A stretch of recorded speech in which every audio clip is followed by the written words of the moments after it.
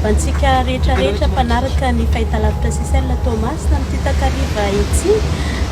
Eto amin'ny Restoria Beach zao ny misy anay androany ity toerana ity Thomas na no misy azy ao ambadiky gastronomie pizza, zany hoe somary midina kely dia ato ambadikato no misy azy. Arak'izao hitantsika zao tsara be le toerana ary anisany mandravaka ny tanànany Thomasina.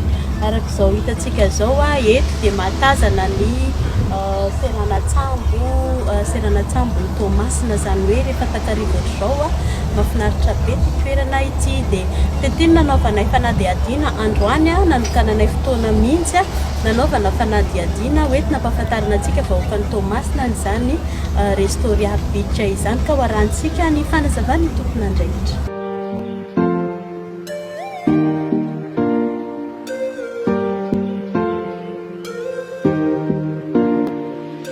Mampiavaka ny Restoria Beach amin'le besiny maro zay zany miezaka hoe manome zavatra tsara sy mahasalama an'le olona.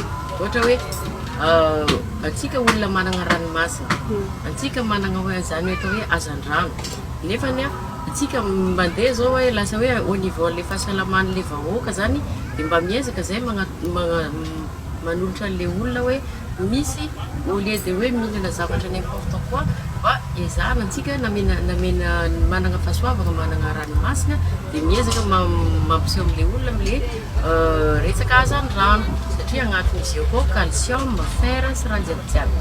Hita ato aminay azy zao ohatra le hitanareo hoe manao grillade de poisson zay sady manao toutes les grillades fruits de mer zany.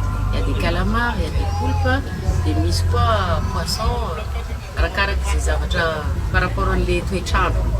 Tsisy idiran'le zavatra le à la fonceny zany sy le toerana satria ohatra hoe brochette de fruits de mer zany aminay akato 500 ariary, 1500 ariary. Zany ngambany hoe raha hoe mitsinjo le hoe fahasalamanao anao mety mbola mieritreritra za hoe afaka mampiasa ohatry afazana gasy.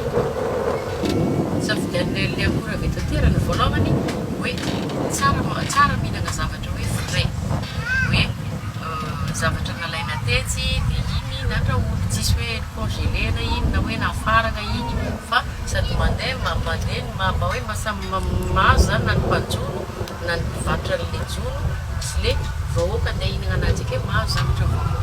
Contactany Restoria zany par téléphone 03207 282 33. Zay foana zany volazavana Restoria amizao.